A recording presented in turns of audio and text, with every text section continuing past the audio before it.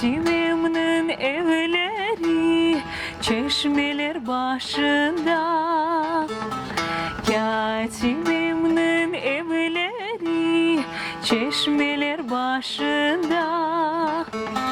Katibimle tanış oladım 18 yaşında. Katibimle tanış oladım 18 yaşında. С самого раннего детства у меня была тяга к музыке. В 5-летнем возрасте брала в руки скакалку и имитировала выступление, микрофон, будь то свадьба, день рождения, я не знаю, просто на всех мероприятиях я становилась на табуретку, пела, и все родственники с восторгом это все воспринимали, и мне было, конечно, безумно приятно, и тем самым меня это мотивировало. В 8-летнем возрасте родители отдали меня в музыкальную школу по классу фортепиано. Мне безумно понравился этот инструмент, я его безумно полюбила. И в 10-летнем возрасте Джанкойского района каждую неделю я отправлялась на уроки вокала в Симферополь. Рано утром, в 5 утра, а с Азовского до Симферополя, можно сказать, один или два рейса в день. И когда у меня было занятие в 11, я вставала каждую неделю в 5 утра, собиралась, еще у меня была огромная сумка, инструмент. Это было нелегкое время для нас, но отец сделал все для того, чтобы я развивалась именно в этом направлении. За это я преклоняюсь перед ними. Затем начались конкурсы. Начиналось, конечно, не с первых мест, не с гран-при. Начиналось все с 3-го, потом 2-е. Затем к каждому последующему конкурсу я подготавливалась более серьезно, и пошли первые места. Хочу отметить конкурс «Татлысес». Можно сказать, с него все и началось. То есть мое творчество, моя небольшая такая карьера. Выступила я на большой сцене с песней «Дахдан Эндебурхозу» и с ней же победила. То есть это было таким толчком.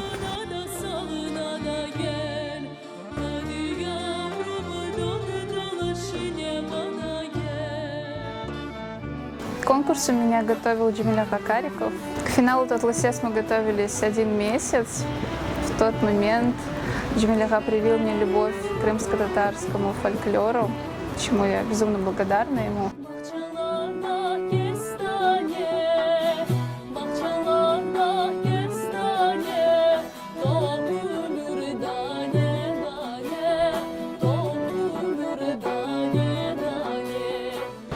С того времени мы начали с ним заниматься. Занимались мы, можно сказать, с 10 лет. И он же обучил меня инструменту бахлама. Бахлама – это старинный крымско-татарский инструмент.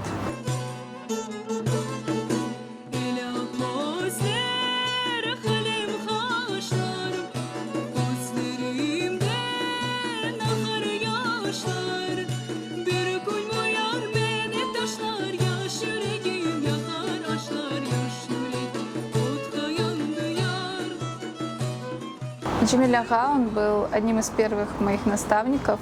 С ним мы посетили различные фестивали. После конкурса «Татлысес» были более масштабные конкурсы, такие как «Турк Дуньясы». Он проходил в Турции, в Стамбуле, среди 24 стран. Так уж вышло, что Крым занял 1-е место.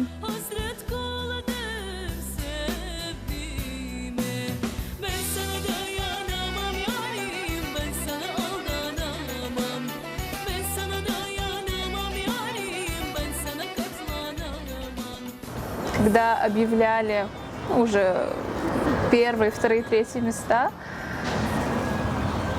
и называют 1-е место Крым, и у меня просто мурашки по коже. Я не ожидала, что Я Рияна с Крыма, обычно Рияна с Азовска, могу занять первое место в Турции среди 24 стран. Это просто шок, слезы.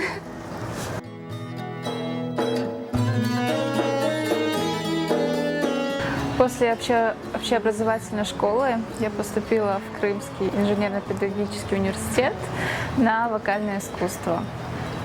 Там я, собственно, и встретила своего супруга. Когда он впервые увидел меня на сцене, он сказал своим друзьям: вот видите эту девушку, она будет моей женой. Мой муж меня поддерживает в моих начинаниях, в моем развитии. Самое главное, что он не тормозит меня, он наоборот меня мотивирует, говорит: Рияна, иди дальше, развивайся, все получится.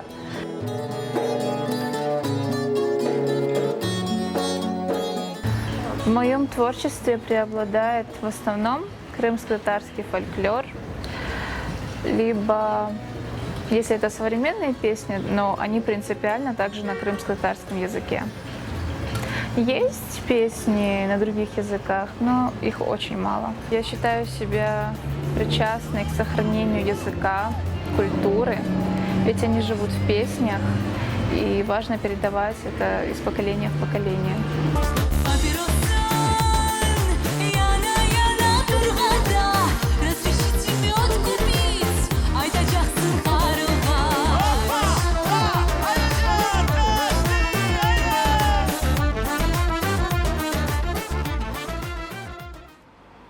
В 2019 году, 2 года назад, поступило предложение работать в ансамбле «Хором». Для меня это было очень неожиданно и очень приятно. С момента работы там я научилась по-новому мыслить в отношении нашей культуры и музыки. И в этом, безусловно, есть заслуга нашего художественного руководителя ансамбля Сервера Хакакура. Он мне подсказывает на мои недостатки в исполнении наших старинных песен, учит тонкостям исполнения. Мне интересна работа в ансамбле, разнообразием наших программ. Работа ведется не только в фольклорном, но и эстрадном направлении. И меня это очень привлекает в моей деятельности. Я уже не представляю свою жизнь без ансамбля «Хором», без гастролей. Можно сказать, ансамбль — это мой второй дом.